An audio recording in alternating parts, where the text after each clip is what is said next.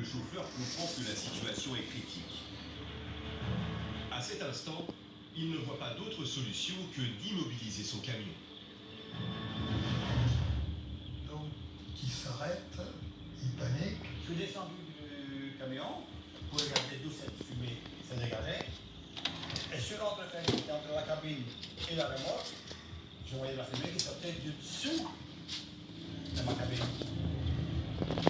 Ce que le routier ignore à cet instant, c'est que le fait d'arrêter son camion va accélérer la combustion de l'incendie. La lumière du tunnel faisait que, en passant par-dessus, le camion ne s'enflammait pas. Quand le camion s'est arrêté, alors là, totalement, les vapeurs de carburant se sont enflammées.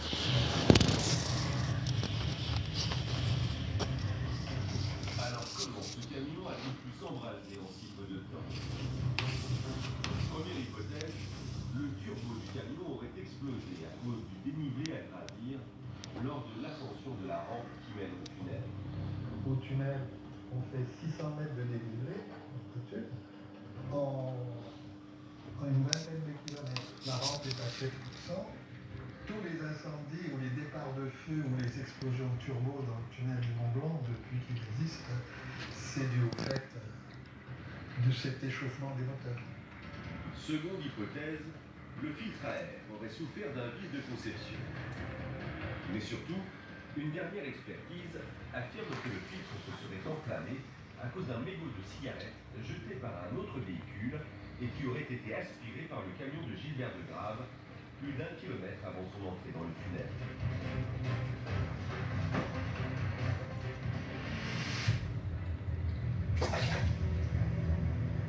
Quelle qu'en soit la cause, à cet instant, il faut réagir. Face à son camion qui s'embrase, le routier se précipite vers son extincteur accroché dans sa cabine. J'ai même pas eu le temps. Non, je ne pouvais plus rien faire. C'était une boule de feu de suite.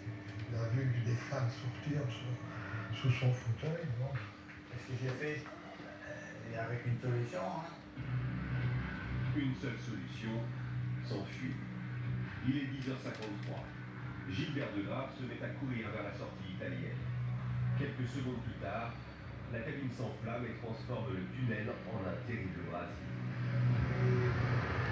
Bienvenue la France, parfois le camion est en feu. Il n'y aurait personne qui a répondu.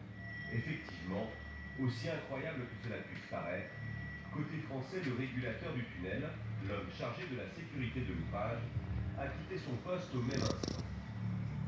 Puisque le camion se trouve à mi-chemin sous le tunnel, tous les espoirs reposent désormais sur le régulateur italien. Mais là aussi, il y a un problème. Côté italien, le système d'alerte incendie et de désenfumage était désactivé. Autant d'éléments qui aggravent la situation de seconde en seconde, alors que les équipes du tunnel devraient lancer des procédures d'urgence. Dans un incendie, c'est les premières minutes qui sont cruciales. On a 5 ou 10 minutes pour évacuer. Les services de sécurité français et italiens n'étant pas informés de l'incendie, des véhicules continuent de s'engouffrer comme si de rien n'était de chaque côté du tunnel. Les conducteurs ignorent alors qu'ils s'engagent dans un véritable piège mortel. Chacun qui rentrait dans le tunnel ne savait pas que les dés étaient pipés d'avance.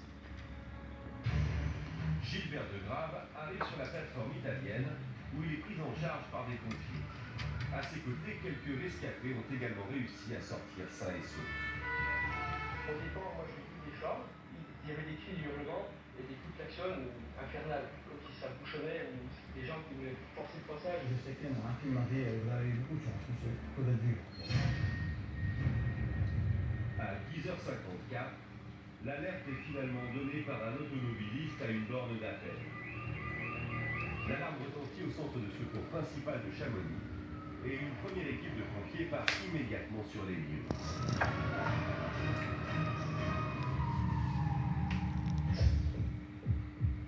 Quelques instants plus tard, Guy Salvetti, alors jeune sapeur-pompier volontaire, arrive à la caserne. Je passe par hasard à la caserne, une petite visite de conseil de nuit comme j'avais l'habitude de faire. Et on me dit, reste là, il y a le fourgon qui est parti pour le tunnel. À 10h55, 7 longues minutes après l'apparition des premières fumées. Le péage français est